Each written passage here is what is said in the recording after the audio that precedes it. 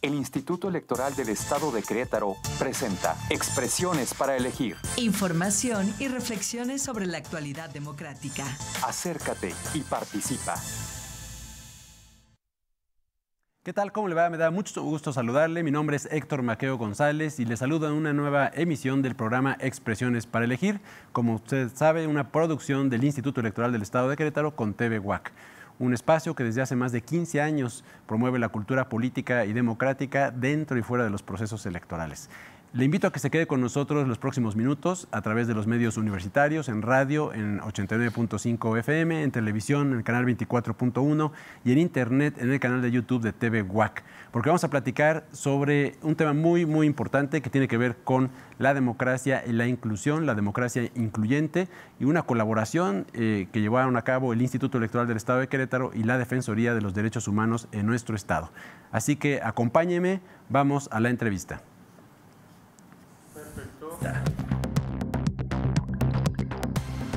Y me da mucho gusto saludar aquí en el estudio de TV UAC a dos invitados de lujo. Está con nosotros el consejero electoral Daniel Dorantes Guerra. Él es integrante del Consejo General y presidente de la Comisión de Inclusión. ¿Cómo estás, consejero? Buen día. Doctor, muy bien, gracias por la invitación. Un gusto estar acá. Al contrario, gracias a ti por acompañarnos. Y también nos acompaña el día de hoy el maestro Rodrigo Chávez Fierro. Él es coordinador del Centro de Estudios sobre Derechos Humanos de la Defensoría de los Derechos Humanos. Bienvenido, maestro. Gracias, Héctor. Muchas gracias por la invitación a ti y al instituto.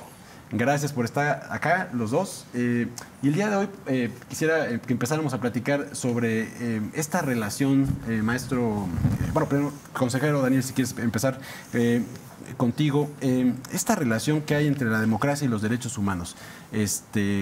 ¿Cuál es la importancia de esto?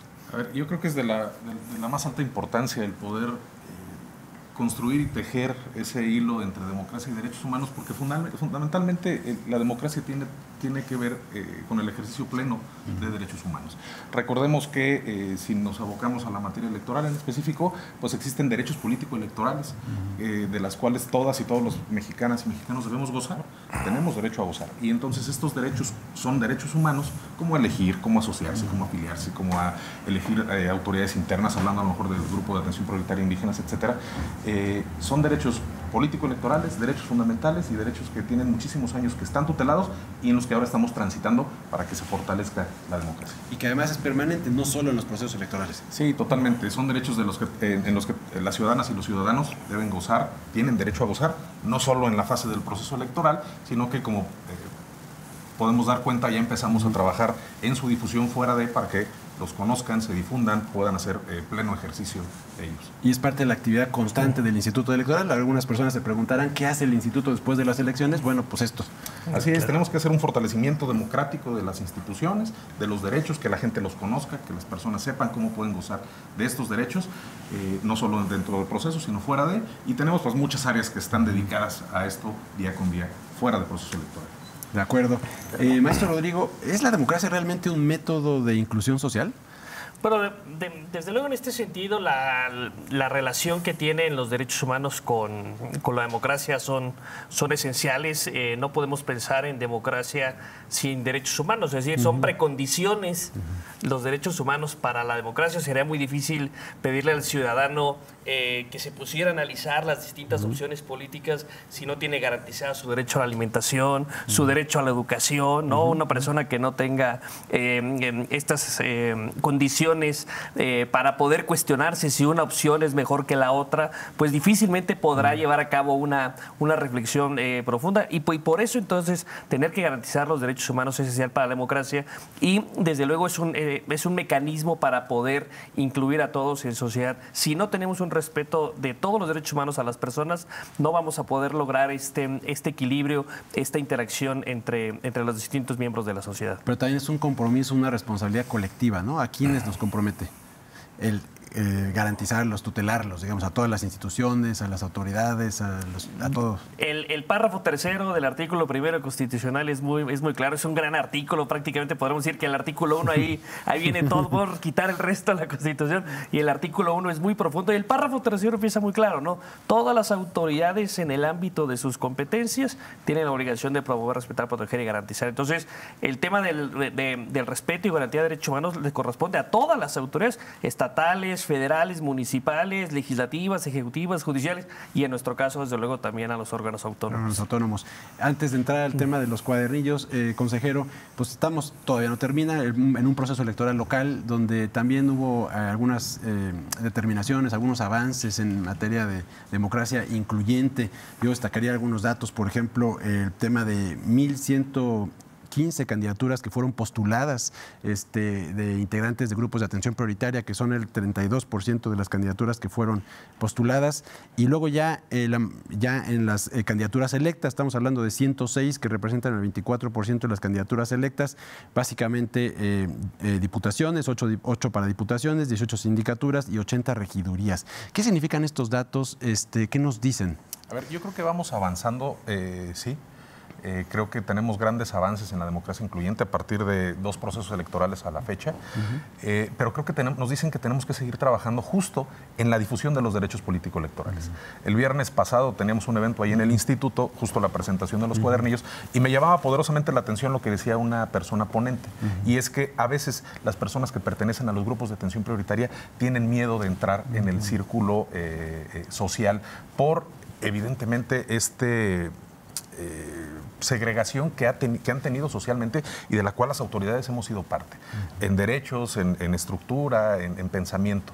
Entonces, el poder nosotros, fuera de proceso electoral, empezar a avanzar con la difusión, creo que nos dice que tenemos un compromiso de acercarnos a estos grupos de atención prioritaria.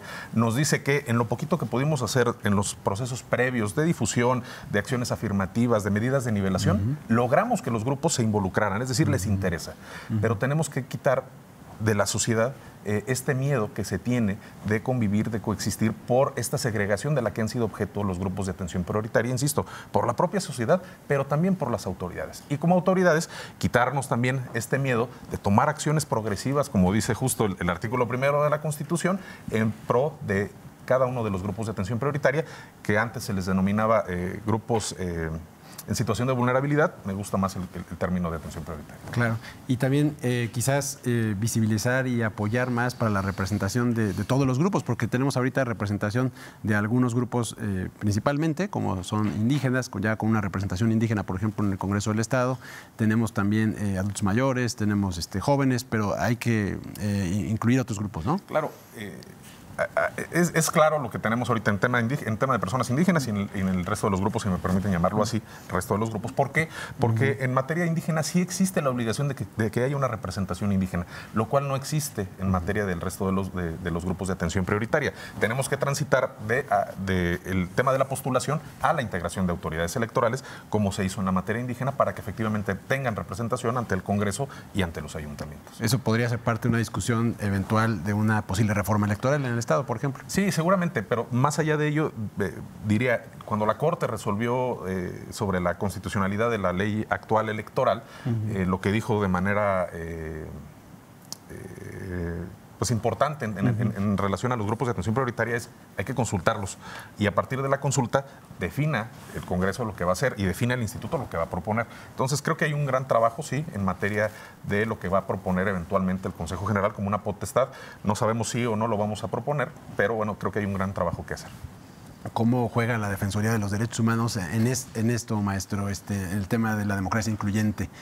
¿Qué acción está promoviendo permanentes, digamos? Bueno, desde luego la colaboración que hicimos con el Instituto, por ejemplo, con el tema de los cuadernillos y recordando estas obligaciones del artículo 1, en este caso, por ejemplo, se trata de un ejemplo de una obligación de promover los derechos humanos.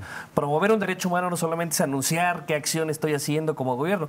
Promover un derecho humano significa que las personas sepan qué derechos tienen, que sepan ante qué autoridades pueden acudir o qué autoridad es la que tiene que garantizar, qué autoridad es la que se lo tiene que garantizar en caso de violación, y eso tiene como propósito empoderar a la gente. Evidentemente, cuando la gente conoce sus derechos humanos, claro que los estamos empoderando. Esa es la finalidad de la obligación de promover un derecho humano. Luego este término de promoción lo tenemos malentendido, pero me parece que el tema de los de los cuadernillos es un excelente ejemplo de promoción de un derecho humano atendiendo a las particularidades de cada grupo vulnerable, porque dependiendo del grupo vulnerable son distintos derechos o distintas formas de concebir un mismo derecho atendiendo a estas particularidades, y creo que en este sentido es una de las grandes acciones que hacemos tanto la Defensoría como el Instituto en la promoción de los derechos humanos. Y justo para las personas que nos están siguiendo en TV WAC y en Internet también estamos viendo los cuadernillos y algunas imágenes del evento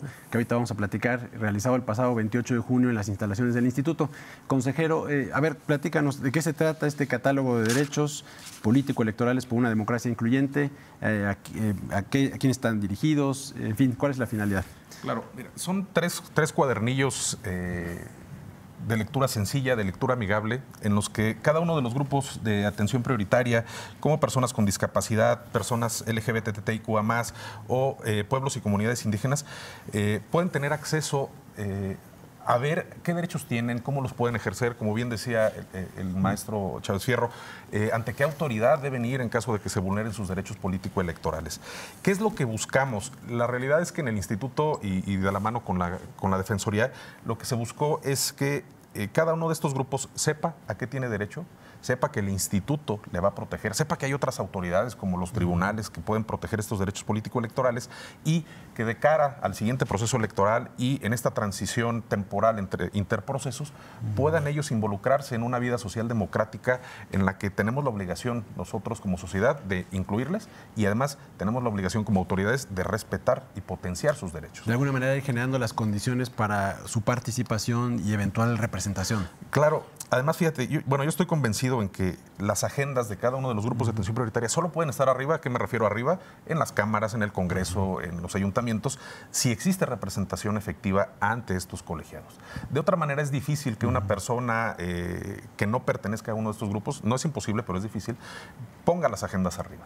Por eso es que en este evento del viernes, justo a quienes invitamos fue como ponentes a 3 personas que pertenecen cada una a grupos de atención prioritaria. Creo que ya es momento de dejar de hablarnos entre nosotras y nosotros y escuchar cada una de estas personas qué siente, qué piensa, cómo le podemos ayudar a potenciar sus derechos político-electorales. Y justo hablando de este evento que estamos viendo imágenes en pantalla, se llevó a cabo el pasado 28 de junio, como decíamos, y fue con motivo de la conmemoración del Día Internacional del Orgullo LGBTIQA+, en las instalaciones del Instituto. Consejero, ¿quiénes participaron en ese evento? ¿Qué se llevó a cabo ahí? Gracias. Pues fue una coorganización con la Defensoría, fue la presentación particularmente, pero aprovechamos este día en conmemoración del orgullo LGBTIQA+. Es el segundo año en el que particularmente en el Instituto colocamos los pendones que representan a la población LGBTIQA+, que hacemos un evento conmemorativo, y lo que buscamos particularmente es visibilizar la existencia de cada uno de estos grupos, visibilizar las condiciones en que se encuentran y que nos narren de viva voz cómo podemos nosotros trabajar como autoridades, cómo podemos trabajar como sociedad para tener una democracia verdaderamente incluyente. Y hubo participación de distintos grupos ahí. Así es, estuvo una persona, un vocal de capacitación en Sinaloa que pertenece a la diversidad sexual y que además tiene una discapacidad parcial. Encontramos también una persona indígena, la primera delegada de una comunidad indígena, subdelegada de una comunidad indígena en Santiago Mezquititlán, y contamos también con la presencia de una persona sorda, que además ha colaborado con el Instituto activamente en las transmisiones que hacemos y en las traducciones de lengua de señas mexicana. Maestro Chávez Fierro, en tu participación justo en este evento hablabas de esta situación histórica en la que los grupos de atención prioritaria se encuentran impedidos muchas veces para acceder a condiciones básicas para su desarrollo humano. Desde tu punto de vista, ¿por qué se ha dado esto principalmente y cómo se puede ir revirtiendo? Bueno, las causas de la discriminación evidentemente son distintas. Tenemos cuestiones culturales, históricas, psicológicas. Por ejemplo, una causa puede ser el miedo o el desconocimiento de los otros grupos de atención prioritaria, un etnocentrismo, ¿no? El pretender que un grupo étnico-cultural pues pueda ser superior a otro. También ciertas estructuras de poder, por ejemplo, en el caso caso de cuestiones de género, pues un sistema patriarcal que a menudo es una cuestión que se señala. Tenemos problemas de la educación. Muchas de estas conductas discriminatorias luego se aprenden en los hogares en los primeros años. Entonces, ahí es un importante punto en el cual tenemos que atender. Una herramienta para combatir, desde luego, es la educación, es la promoción, es visibilizar estos grupos. La organización de estos eventos como el del viernes, de estos cuadernillos, lo que hacen es precisamente visibilizarlos, que los podamos conocer, que no solamente desde un escritorio en un edificio se dicten políticas públicas sin consultarlos, que uno de los derechos que podemos ver transversalmente en estos cuadernillos es el derecho a la consulta, que luego se nos olvida que hay que consultar estos grupos cuando se quieren llevar a cabo alguna acción. Entonces, es muy importante el tema de la educación, la sensibilización, una cultura de respeto a los derechos humanos, estos ejemplos de los meses de la colocación de pendones, es decir, el decir, bueno, aquí están estos grupos, existen, se enfrentan en muchos casos situaciones de desventaja. Creo que es importante que reconozcamos luego esta cuestión, la existencia en algunos casos de una discriminación estructural que, como bien dice el consejero, por años han enfrentado muchos de estos grupos. Entonces tenemos que reconocerlos, identificar las causas de esos problemas y comenzar a generar este tipo de acciones. Por eso me parece que tanto el evento como la presentación de estos catálogos, donde se busca en un primer lugar decirle a estos grupos cuáles son sus derechos para que los conozcan y los puedan ejercer, es un paso muy importante. Luego vendrá evidentemente la materialización de esos derechos, una garantía adecuada de cada uno de los derechos, atendiendo a las particularidades que tiene cada grupo, pero bueno, empezar con este tipo de acciones de promoción de los derechos de estos grupos vulnerables. Y esto, maestro, va aparejado de una tarea de defensa también, ¿no? Justo cuando se presenta algún caso, ya acuden a la instancia, en este caso la Defensoría, y se lleva a cabo un procedimiento para atender. Claro, hay que entender, ¿no?, el ciclo, digamos, de un derecho humano cuando ingresa a nuestro sistema jurídico. Pues lo primero es el reconocimiento, ¿no?, que esté establecido en un ordenamiento, en la Constitución, en un tratado, pero no basta solamente con que esté reconocido un derecho. De poco me sirve saber que yo tengo un derecho si materialmente no lo disfruto. Entonces, una vez que el derecho se reconoce, el siguiente paso es el disfrute o el del goce de ese derecho, que es el que ya una autoridad en específico identifique cuál es ese derecho, qué presupuesto le va a asignar, quiénes serán los responsables, que haga estas labores de promoción, y luego, en caso de que esa autoridad no cumpla con esa cuestión, saber como ciudadanos que tenemos la posibilidad de hacer ejercicio de nuestros derechos, que es acudir a distintas autoridades. Ahora sí que dependiendo del tipo de derecho podemos acudir a una o varias autoridades, ¿no? Por ejemplo, cuando se vulnera un derecho, pues se puede acudir a órganos no jurisdiccionales como la Defensoría, se puede acudir a tribunales administrativos, se puede acudir al juicio amparo. En caso que sea una violación a los derechos políticos electorales, bueno, ahí ya entra en su cancha el tema de poder defender a esa persona cuando una autoridad le está incumpliendo alguno de sus derechos. Consejero Daniel Dorantes, ¿dónde se pueden consultar estos catálogos? ¿Va a haber otros? ¿Cuál es la idea? Así es, pues recordemos que la ley electoral reconoce a los grupos de atención prioritaria, eso sí fue una iniciativa del Instituto Electoral y por eso están puestos. Ahorita iniciamos con 3 grupos de atención prioritaria, estaremos trabajando, espero que lo logremos antes de que concluya el año, tener el resto de los cuadernillos, y los tenemos impresos, los vamos a estar difundiendo, los vamos a estar regalando, pero además están en la página ya consultables, www.ieq.mx, ahí pueden consultar cada uno de estos catálogos. Tenemos una página accesible además, y estamos trabajando en que la accesibilidad sea aún mejor. Maestro Rodrigo, ¿cuál sería esa invitación para las personas que están siguiendo este programa Expresiones para Elegir y que justamente se ubiquen o integren estos grupos de atención prioritaria? ¿Cuál sería el mensaje que tú les darías?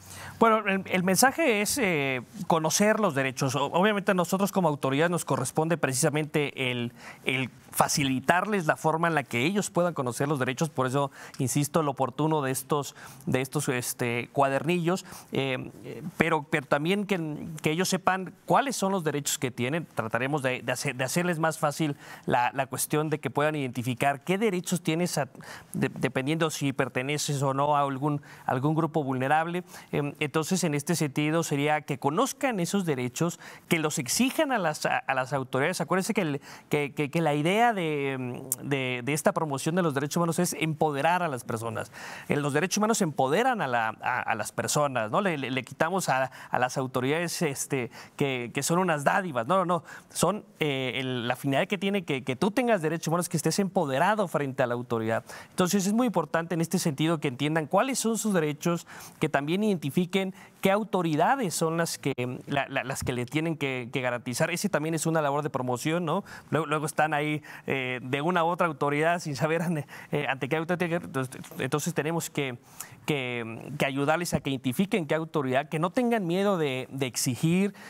También en algunos casos que se acerquen si consideran que son víctimas de alguna violación. En la propia Defensoría estamos a las órdenes para orientarlos, sea o no de nuestra competencia. Hay que entender que estamos en un Estado federal, con división de poder, en fin, pero ahí les podemos dar una asesoría en caso de que consideren de que son víctimas de algún derecho. Entonces, es muy importante que identifiquen qué derechos tienen, y en eso estamos para ayudarles, para poderles explicar en qué consiste ese derecho y cómo podemos hacerlos efectivos. De nada nos sirve tenerlos reconocidos si no los conocemos a profundidad cada derecho, pero que no es algo sencillo, ¿no? Con todo el catálogo tan grande que tenemos de derechos, no es algo luego tan sencillo como se menciona. Y además una actividad permanente también de la Defensoría, ¿no? Claro. En los 18 municipios, de manera constante, estar difundiendo, promoviendo los derechos, ¿no? Claro, desde luego estamos con presencia física, tenemos oficinas en San Juan del Río, en Jalpan, también por medio de nuestras redes sociales hacemos esta labor de promoción, estas colaboraciones con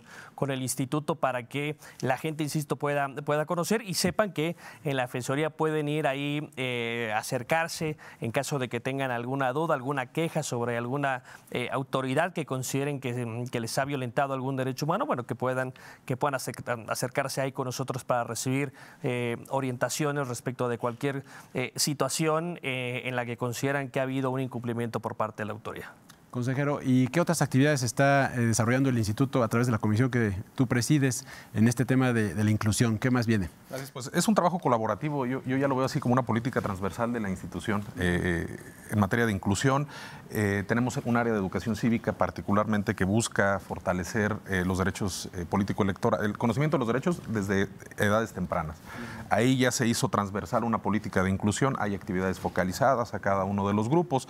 Nosotros, por parte de la Comisión de Inclusión, pues estamos trabajando ya en el plan para el segundo semestre, de cara también al tema de la reforma electoral que iniciamos de la mano con la Comisión Transitoria de Evaluación del Proceso Electoral, y digamos que va a ser un trabajo general por parte de la institución. Hemos trabajado mucho en sensibilizar al funcionariado, a nuestras compañeras y compañeros, a nuestros funcionarios y funcionarios en materia de inclusión. Sabemos que no podemos abrir la puerta de la oficina y salir sin que al interior se tenga el conocimiento, pero la convicción de que tenemos que respetar, proteger y difundir estos derechos político-electorales. Creamos las pautas de inclusión y buen trato para las personas que se acercan hacia nosotros. Tenemos políticas de inclusión y políticas en materia de género. Hemos trabajado también de la mano con la Comisión de Igualdad Sustantiva, de manera que es un trabajo homogéneo, es un trabajo transversal en toda la institución a fin de lograr una democracia incluyente. Consejero Daniel Dorantes Guerra, integrante del Consejo General del Instituto Electoral del Estado de Querétaro, gracias por acompañarnos. Maestro Rodrigo Chávez Fierro, integrante de la Defensoría de los Derechos Humanos, muchas gracias. Gracias por la invitación. Gracias por estar aquí en esta emisión, y a quienes nos siguen, vamos con más.